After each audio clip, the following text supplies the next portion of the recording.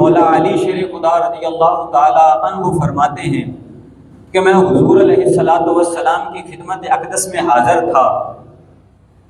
حضور علیہ السلام نے ارشاد فرمایا کہ اگر میری 40 بیٹیاں بھی ہوتی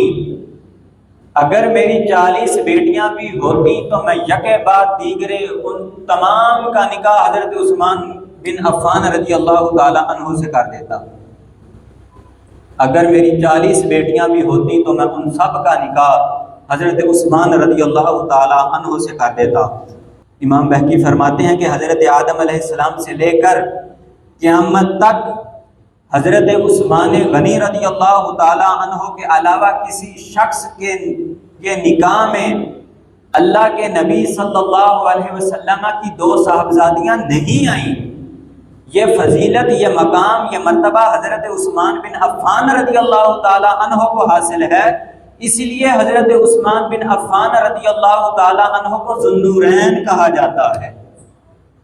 ذو النورین کا مطلب ہے 2 نور والے، ذو النورین کہا جاتا ہے۔